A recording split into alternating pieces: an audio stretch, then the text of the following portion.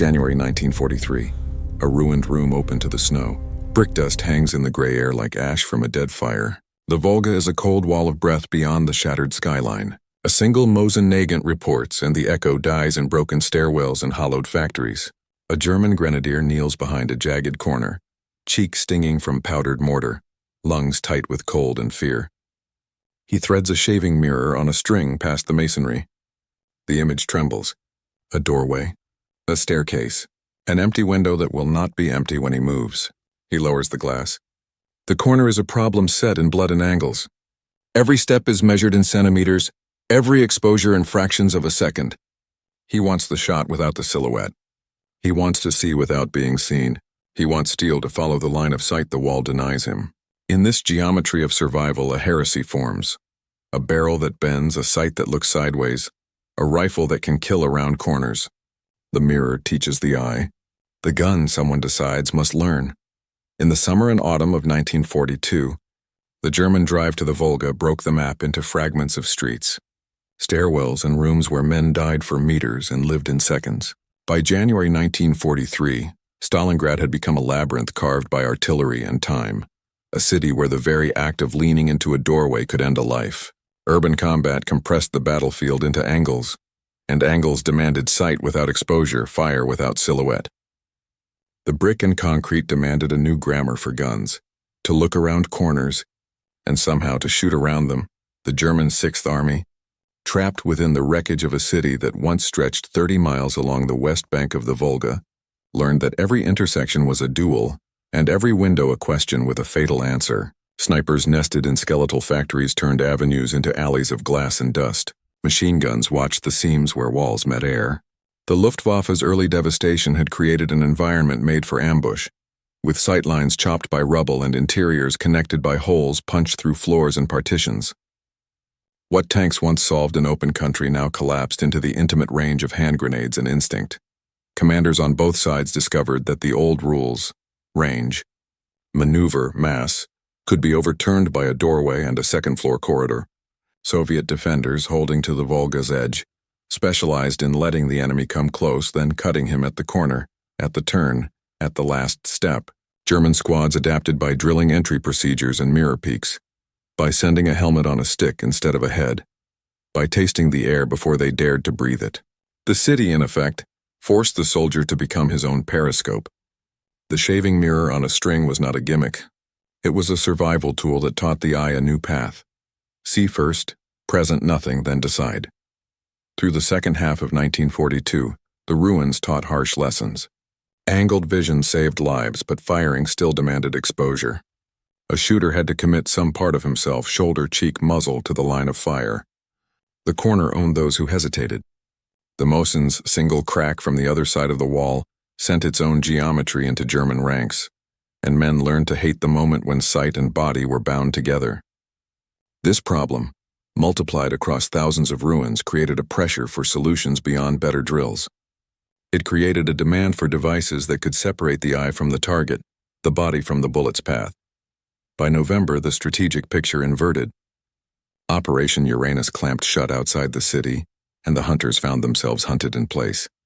Encirclement froze the front into courtyards and basements while the Volga's ice and wind cut what little warmth remained. Under siege, ingenuity becomes a form of heat. Field improvisations, periscope slits, mirror peaks, drilled loopholes through internal walls, became doctrine at the squad level. The Wehrmacht's ordnance imagination, already famous for mechanical daring, faced a simpler, harsher requirement: give a man a way to shoot without stepping into the killing cone. When Paulus's army broke, it was not a lesson lost. Stalingrad's urban hell became a case study for the rest of the war. The corner is a weapon and the eye is vulnerable. In cities from Kharkiv to Warsaw and eventually in the defense of Berlin, the problem repeated itself with minor changes in skyline. The tactical need persisted, to take a shot around an angle without offering flesh to sightlines waiting on the far side. German engineers, soldiers, and tacticians carried that memory with them, smoke-stained, frostbitten, and stripped of illusions, into workshops and testing grounds. They sought to answer a soldier's wish drawn on a mirror's trembling surface. The convergence of need and technology would find its most radical expression only when a new rifle made experimentation possible. A weapon designed for controllable bursts at intermediate ranges, with a receiver and gas system friendly to attachments, would open the door to devices that previously belonged more to sketches than to trenches. The problem was old. The corner kills the curious. The tool soon would be new. The path from a shaving mirror to a periscope sight was short. The leap from a straight barrel to a bent one would be the audacity of a nation still betting on mechanical miracles. And that is where the story turns from ruins to factories, from shattered streets to drawing boards. Germany's mid-war answer to the close-range fight was a new class of rifle. The Sturmgewehr 44, first fielded in 1943, fired an intermediate cartridge with controllable recoil, bridging the gap between submachine guns and full-power rifles. And it offered a receiver layout amenable to experimentation at the muzzle, in a war that was turning into alleys, hedgerows, and factory floors. The STG-44's compact authority gave engineers a platform to try unorthodox attachments without crippling the weapon's core function. This was essential, because the idea that followed would stress barrels, bullets, and doctrine all at once. The concept was brutally simple. If soldiers were already using mirrors and periscopes to see around corners, why not make a gun that could also fire around them? At Rheinmetall-Borsig, design teams pursued a curved, cold-formed barrel extension with an integrated periscope sight, an accessory that would clamp to the STG-44's muzzle and redirect the projectile's path by 30, 45, 60, even 90 degrees. Early iterations explored a radical approach, a curved 20mm section acting like a guiding trough mated to an 8mm bore, before tests proved a standard diameter rifled curve performed better than an oversized channel. The result, the Krummlauf, literally curved run, was a bent answer to the corner's eternal ambush. Variants multiplied on paper and benches. There was the infantry I model, intended to let a shooter present only hands and the device above a parapet or around a barricade, and the P-Panzer version designed to cover a tank's dead ground against close assault. Bends at 30, 45, 60, and 90 degrees were trialed. Mounts were envisioned for vehicles like Panzerjäger refits, where a vertical rifle could send a curved barrel out through a small armored port. The infantry concept paired the curve with a mirror-based sight module, allowing aiming from below cover. Shields and gas vents were added to keep propellant fumes from fogging the optics and to bleed pressure as the bullet negotiated its arc. In theory, it was a clean solution to a dirty problem. In practice, physics demanded its tax. The first unforgiving constraint was lifespan. Even at a modest 30-degree bend, the Krummlauf's service life hovered around a few hundred rounds before accuracy degraded or the attachment failed. At 45 degrees, life dropped roughly by half. Bullet jackets suffered crushing lateral stress, often deforming or fragmenting as they scraped through the bend, producing a shotgun-like spread rather than a tight group. Engineers drilled vent holes to lower pressure, added triangular fume shields to protect the mirror, and tuned the curvature profile, but the fundamental load case remained brutal. What the straight barrel accomplished with spin and seal, the curved barrel attempted under torsion and scrape. It worked within a narrow envelope. Beyond it, fragmentation and wear ruled. Still, there were measurable results that gave hope. The 30-degree infantry model could produce a handspan grouping on man-sized targets at short distances and, under test conditions, roughly a 35 by 35 centimeter grouping at 100 meters, marginal for precision, acceptable for suppression in urban geometry. For a foxhole or doorway where the goal was to rake a stairwell or check a blind, that dispersion might be enough to deter, disrupt, or kill. The device did what it promised at very short ranges with careful handling. The problem was durability under combat cadence, and the unpredictable behavior once barrel and bullet fatigue accumulated. A device that performs for a magazine or two is not the same as a weapon a soldier trusts across a campaign. Leadership pressure complicated the engineering arc. Orders to accelerate production and fit many thousands clashed with the reality that prototypes still chewed themselves toward failure on test benches.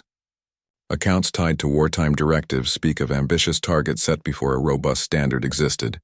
With Rheinmetall iterating through months of trials at facilities like Kummersdorf and Hillersleben, under the gaze of a collapsing war economy, the infantry version drew attention, but the armored P application retained a strong logic.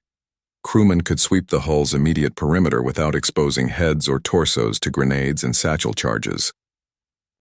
Even Allied programs flirted with curved barrel concepts for the M3 submachine gun in the late 1940s, a post-war echo of the same tactical need.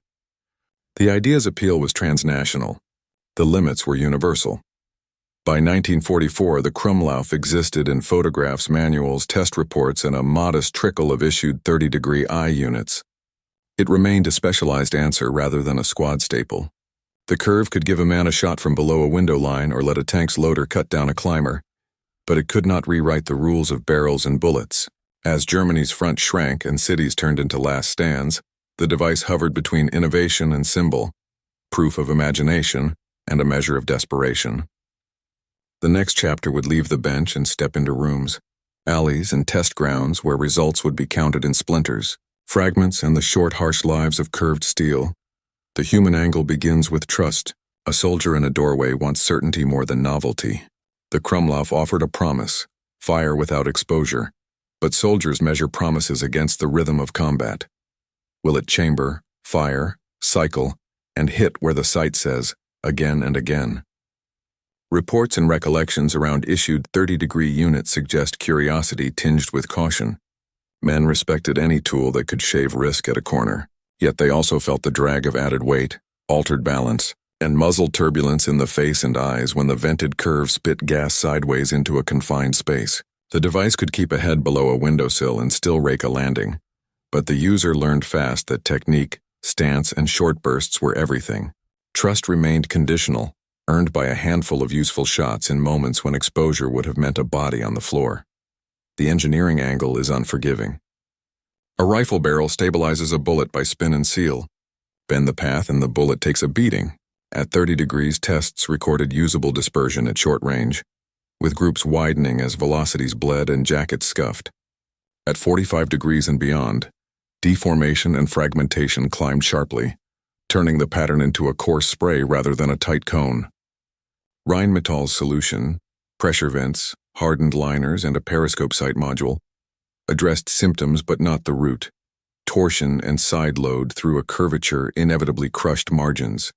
Even with careful metallurgy, the attachment's lifespan was counted in a few hundred rounds at modest bends and far less at sharper angles, because wear accumulates exactly where flow, friction, and heat peak.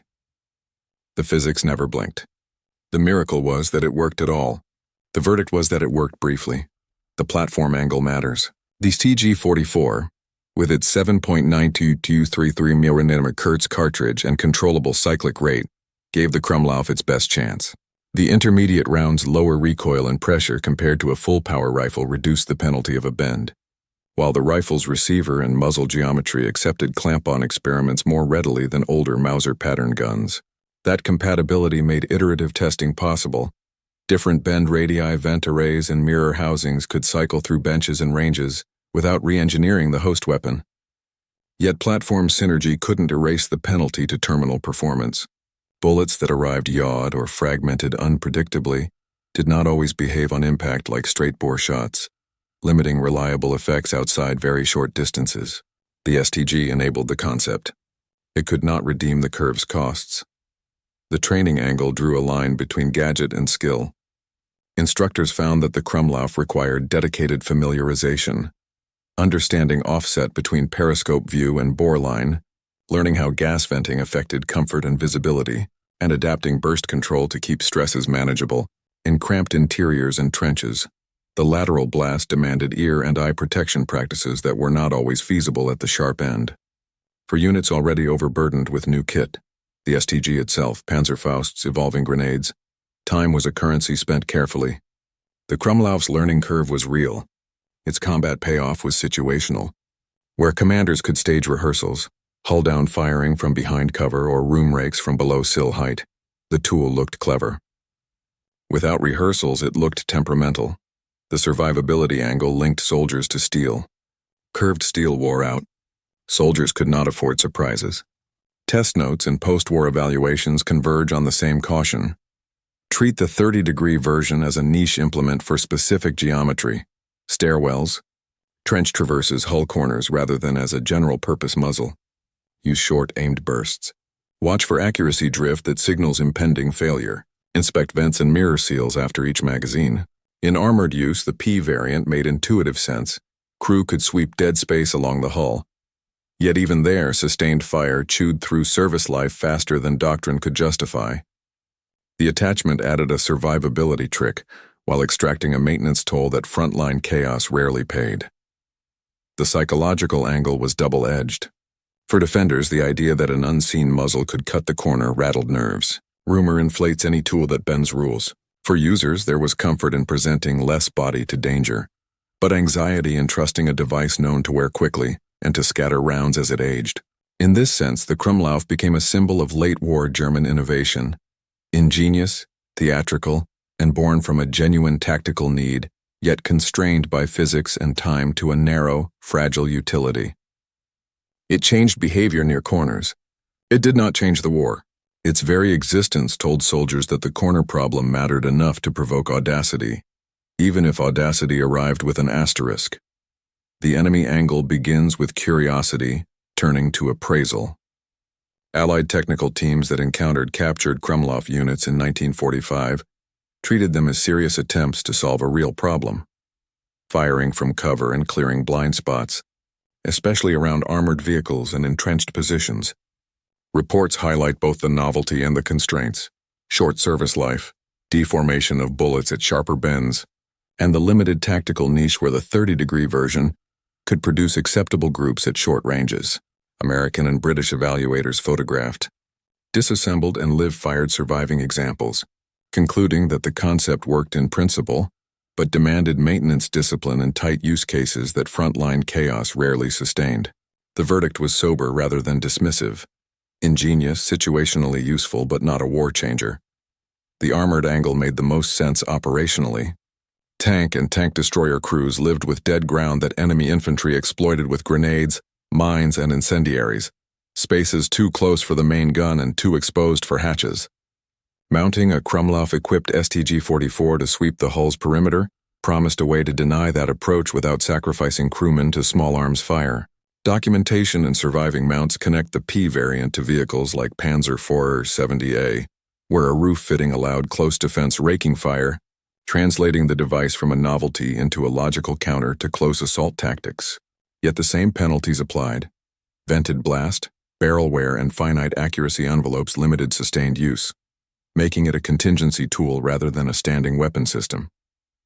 Even in the one domain where the curve's logic was strongest, physics wrote the operating limits.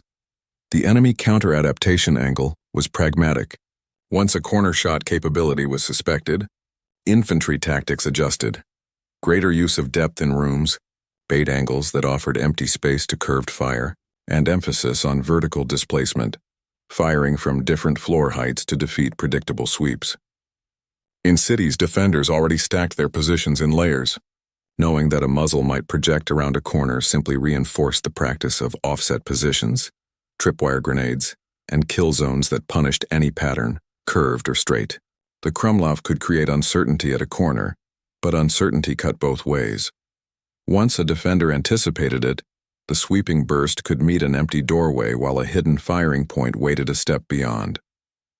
Corner geometry is a duel of assumptions, and the device altered the math without solving it. The ethical angle is quieter but present. Devices like the Krummlauf expose the human calculus of survival in urban war, the wish to see and to kill without being seen, to interpose steel between the body and the return shot. In that sense, the curve is contiguous with periscope rifles of earlier conflicts, and with post-war corner shot systems, tools that change exposure rather than intent. What makes the Krummlauf emblematic is timing. A late-war Germany compressing ingenuity into ever narrower windows of utility, where cleverness bears the weight of strategic collapse. The morality here is not about the bend, it is about desperation's pressure on design. The way a mirror on a string in a ruined stairwell becomes a procurement program in a matter of months. The weapon reflects fear as much as it projects force. The comparative technology angle ties past to future. Post-war explorations, prism-based corner viewers, hinged bores for testing, and eventually electro-optical corner shot frames moved away from bending the bullet toward bending the sightline and the shooter's posture. Where the Krummlauf tried to make the projectile conform to architecture, later systems made the operator's interface do the bending, preserving ballistic integrity while granting off-axis vision and aim. This lineage validates the original tactical need while rejecting the mechanical compromise at its heart. It is a lesson written in eroded liners and fragmented jackets that points the way to cameras, rails, and stabilized optics. The core requirement persisted. The implementation evolved. The experimental validation angle brings the bench to the field. Demonstrations with preserved 30-degree attachments, museum-documented tests, and archival ordnance notes consistently show the same pattern. At close range, the 30-degree unit can place bursts within a man-sized target, with velocity loss less catastrophic than rumored and visible yaw and jacket stress variable by specimen. Yet across strings, groups open, heat climbs, and the attachment's life diminishes toward the cited few hundred rounds. Numbers that align with wartime technical reports and post-war summaries. Outliers exist. Individual examples sometimes perform better than expected for a handful of magazines, but repeatability under combat cadence is the standard the device could not meet. The Krummlauf earned its place as a functioning, fragile answer. Spring 1944. A gray field range bordered by conifers, steel silhouettes at staggered distances. A table with tools, an STG-44, and a strange hooked tube with a mirror housing like a little armored eyelid. Technicians mark pages, fit the 30-degree attachment, and run a hand over the shield that bleeds gas away from the periscope glass. The objective is clear. Quantify what a soldier might feel in a doorway with a heartbeat in his mouth. First 10 meters, then 20, then the slow walk back. The first magazine is a lesson in expectations. The voice of the weapon changes. The lateral venting slaps the air sideways. The sight picture is off-axis but legible. The periscope's inline rear notch meeting the bent barrel's front post in a geometry that seems wrong until the target answers with punched paper. At 10 meters, the group holds. At 20, it opens. At 30, it is still lethal if the task is to sweep a stairwell rather than thread a needle. The chronograph surprises. Velocity not catastrophically lost. The bullet not instantly shattered. The group within human-sized margins at the shortest distances. The miracle is not that it is perfect. The miracle is that it works at all. But the device is an hourglass. Round counts move in the wrong direction. Where a straight barrel in wartime might be measured in thousands of shots before serious concern, the curved liner demands attention after a few magazines. Heat finds the bend. Friction finds the jacket. Wear finds the exact point where the curve asks the bullet to accept a new path at high speed. Engineers vented gas to save the mechanism and shielded the optics from soot. But wear cannot be vented. The 30-degree unit will give a window, hundreds of rounds under sympathetic firing, fewer if the shooter is reckless. At 45 degrees, the window narrows, and at 90 degrees, the thing is an experiment with a recoil signature that twists wrists and drags muzzles sideways in a fight the user cannot win for long. The stopwatch and logbook agree. It is a niche tool with a short breath. In controlled tests, the results acquire shape. The 30-degree attachment is the worker, a 35 by 35 centimeter grouping at 100 meters on paper in the best reports, but in real use its truth is found far closer where a landing, a trench traverse, or a hull edge are measured in bodies rather than range cards. The 45-degree piece is a specialist, fit for very tight architecture demanding care and heating into unreliability faster than any doctrine can excuse.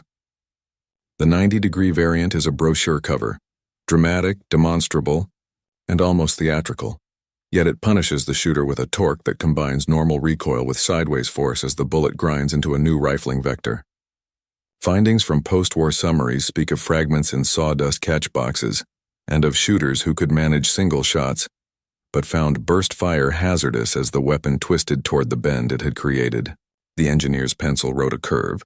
The shooter's wrists paid for it. And yet, in the right room, the curve earns its keep. A doorway where a defender waits an arm's length beyond the jamb can be contested by a hand, and a hooked muzzle exposing only metal. A trench corner that would take a head can be raked by a short, controlled burst while the shooter remains below the lip.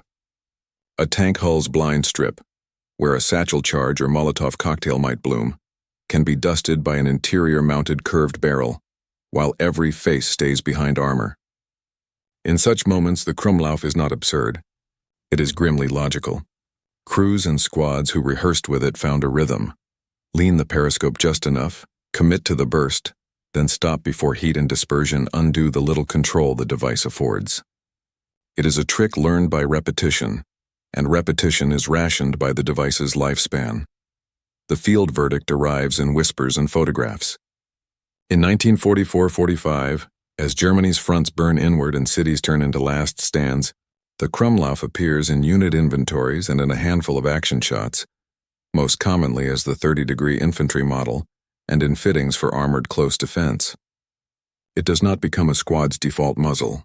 It becomes the thing a platoon sergeant pulls from a case for a particular doorway, or a vehicle commander fits for a nervous transit through a hostile suburb. In this way, the device both fulfills and fails its promise.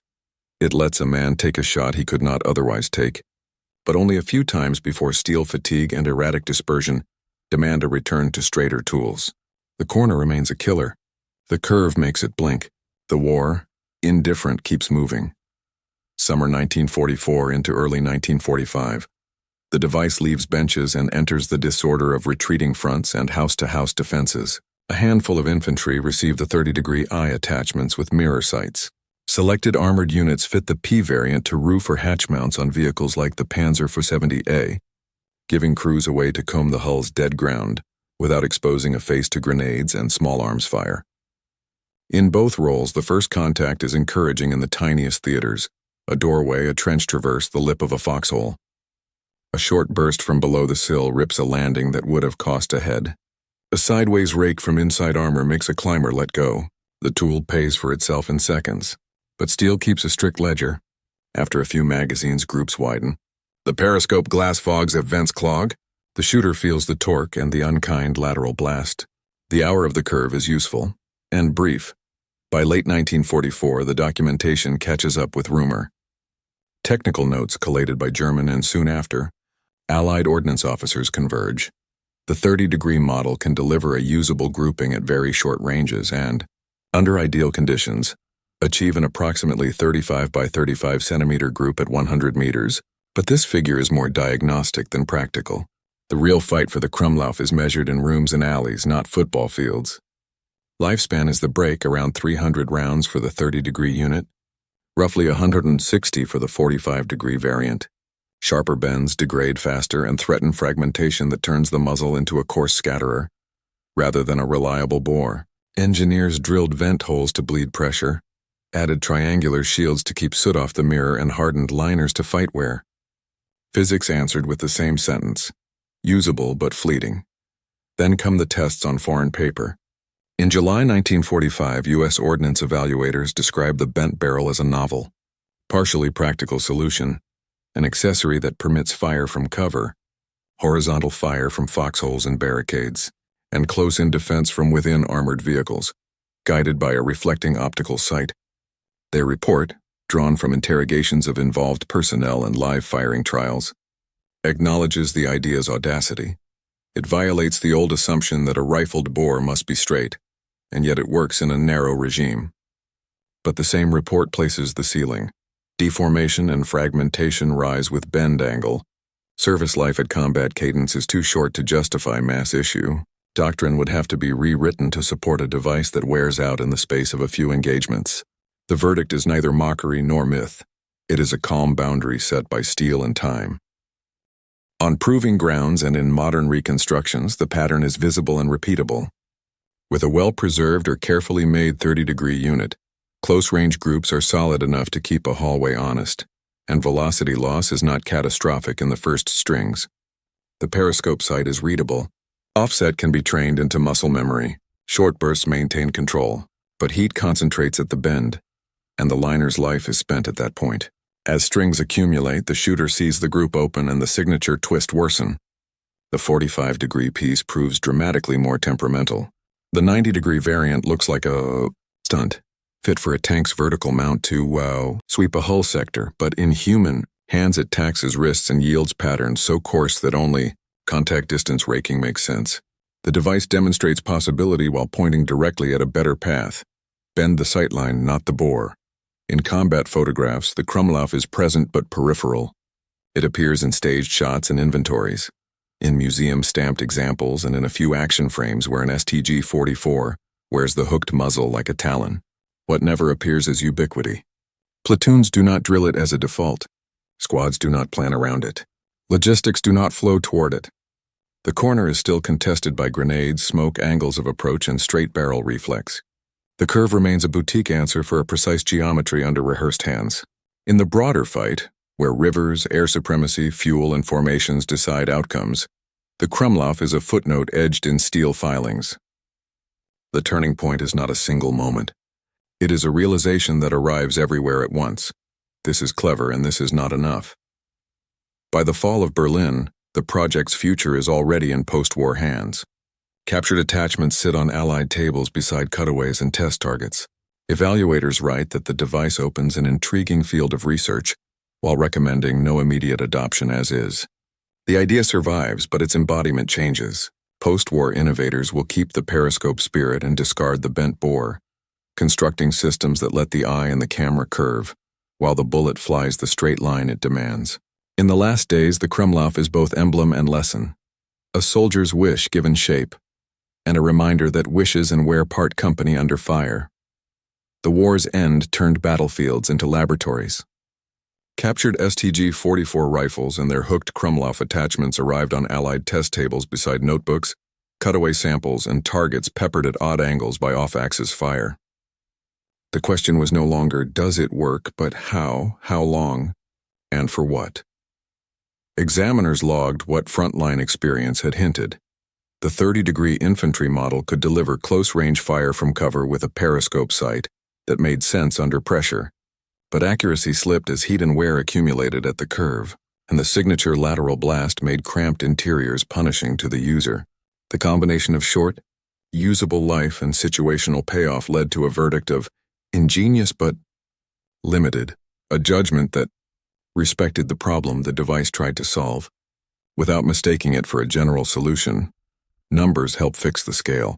Post-war summaries consistently emphasize that only the 30-degree infantry variant reached notable production, while sharper bends remained experimental or specialized. Typical life figures clustered around roughly 300 rounds for the 30-degree unit and about 160 for the 45-degree device, with sharper curves falling off quickly as deformation and fragmentation rose. The STG-44 platform itself was produced in the hundreds of thousands by war's end, less than planned, but enough to seed many evaluations. Yet the curved attachments never approached ubiquity within that pool, appearing instead in modest quantities and in specific fittings such as close defense mounts for vehicles. This mismatch between rifle totals and accessory issuance reinforced the niche status that the weapon's physics already imposed. Ordnance. Reports from the victorious side read like a controlled echo of Germany's own test notes. In principle, bending a bore could enable horizontal fire from covered positions and allow armored crews to sweep dead ground along the hull without exposing heads to small arms or grenades. In practice, the periscope sight needed constant clarity. The vent holes needed to stay open, and the wear at the bend defined an expiration date that doctrine could not ignore. Evaluators documented a best-case grouping for the 30-degree model on the order of a 35 by 35 centimeter square at 100 meters, but cautioned that the real value existed at much shorter ranges where hallways, trench corners, and parapets turned meters into decisive margins. The data respected the cleverness while pinning it to distances and durations that field commanders found hard to guarantee. The armored application, which had seemed the device's natural home, received similar treatment. Mounts designed to let an STG-44, fitted with a curved barrel, sweep the immediate perimeter of a tank destroyer or assault gun, recognized a real tactical need: the danger zone too close for a main gun and too exposed for a hatch. Tests confirmed that the P concept could harass and disrupt attackers at the hull's edge, but also revealed that sustained bursts accelerated wear into failure, while the course patterns from sharper curves made anything beyond deterrence unreliable. As a result, the idea was logged as valid in concept, yet better pursued through alternative means. More ports, better bow guns, smoke, and crew drills, then through a device that consumed itself in the same few engagements it might save. The curve had found the right role and then priced itself out of it. The broader small arms picture made the lesson starker. By 1945, The STG-44 had already proven the logic of the intermediate cartridge and controllable automatic fire at practical ranges, reshaping the baseline for infantry weapons. Any accessory that traded reliability and endurance for a rare angle would be judged against a rifle's core mission. Repeatable hits, magazine after magazine, in the conditions soldiers cannot choose. Against that standard, the Krummlauf registered as a tactical trick, effective in flashes demanding an upkeep and brittle under the cadence of real combat. It earned respect as a functioning oddity, but not trust as a staple. That boundary would steer post-war thinking toward sightlines and sensors rather than tortured steel. The Krummlauf's paper trail did not end with stacked crates and test targets. It became a reference point. Allied and Soviet evaluators confirmed what German ordnance had already learned. A curved barrel can function in a narrow, close-range window, but where fragmentation and torque make it a consumable rather than a dependable field implement. That verdict migrated into post-war doctrine as an implicit caution: preserve ballistic integrity, and move the problem into optics, posture, and platforms instead of forcing steel and lead through an arc. The result was not abandonment of the corner shooting idea, but a redirection of ingenuity toward sightlines and control systems that leave the bullet's flight as straight as physics intended. The lineage from mirror to periscope to camera is clear. Where the Krummlauf married a bent tube to a mirror, later designers split the functions: a straight bore for accuracy and endurance, and an off-axis viewing and aiming solution to reclaim the angle. Early concepts borrowed periscope logic. Mature systems added sensors and screens. The principle is simple and hard-won: bend the eye, not the bullet. That shift preserves muzzle energy, gyroscopic stability, and predictable terminal effects while still granting the shooter the geometry denied by walls and corners. It is the Krummlauf's tactical aim, realized without its mechanical penalty. Modern corner fire platforms make this explicit. Israeli-developed corner shot frames hinge the weapon, not the projectile path, aligning a bore-sighted camera with a pivoting front end so the shooter stays behind cover, while the pistol section peaks and fires. Illumination and lasers add control in dark interiors, and the hinge angle replaces barrel curvature as the way to win the corner's duel. The concept serves the same use cases the Krummlauf once targeted: urban entries, hostage rescue, vehicle close defense, but it preserves straight-bore ballistics and shifts complexity into electronics and mechanics designed for service life, not sacrificial liners. It is a different answer to the same question, one that takes the lesson of 1944 and builds it into a hinge and a screen. Post-war commentary has often folded the Krummlauf into the mythology of wonder weapons, yet the sober, technical legacy is more practical. Evaluators and historians frame it as a courageous attempt to solve a real tactical problem under collapsing timelines and resources, notable for demonstrating feasibility and for isolating the bottlenecks: jacket integrity, heat concentration at the bend, and torque on the shooter. Those bottlenecks became guide rails steering later innovators away from curved bores. Even critical assessments that stress its short service life and coarse dispersion credit the device for making the trade-offs painfully clear and thereby accelerating the move toward optic-centered solutions. In this way, a fragile accessory became a durable caution, and a failed production program became a successful heuristic. There were echoes on the armored side as well. Just as the Krummlauf P variant sought to sweep a tank's dead ground without opening hatches, later doctrines emphasized integrated close defense systems, smoke dischargers, remote weapon stations, additional ports over curved barrels. The requirements survived. The embodiment matured. Vehicle designers adopted tools that could deny climbers and ambushers while keeping crews under armor, not by twisting bullets along the hull line, but by placing controllable, straight-bore fire or non-lethal obscurants where they were needed, reliably and repeatedly. The same geometry that once seduced engineers into bending steel now guides them in routing sightlines and mounts. By the time corner fire tools re-entered the public eye in the early 2000s, the intellectual debt to wartime improvisations was acknowledged even as the mechanical path diverged completely. Modern systems cite the same urban reality that haunted Stalingrad's ruins. The corner is a weapon. Exposure is a tax. The answer that lasts is the one that moves risk from flesh to hardware without degrading the bullet. The Krummlauf's afterlife, then, is not a family of descendants with bent barrels, but a set of design taboos and preferences that define what shooting around corners must mean, when soldiers need it to work on the 100th shot as predictably as on the first. That is a legacy measured less in issued units than in the absence of repeated mistakes. A soldier's wish drew the first line: to see without being seen, to fire without offering flesh to the corner's hunger. The Krummlauf is that wish hammered into steel, its mirror turned into a periscope and its hunch into a curve that seems to insult the rifle's most sacred rule. In one sense, it worked, at an angle for a time with a cost that the barrel paid and the shooter felt. In another sense, it failed, not because it could not place bullets where the eye was pointed, but because the battlefield asks for repeatability, and repeatability is the one thing sacrificial steel cannot give. The lesson is not that courage built a foolish machine. It is that courage met a boundary and learned to step around it by changing the problem instead of the projectile. That is the legacy. Bend the sightline, not the bore.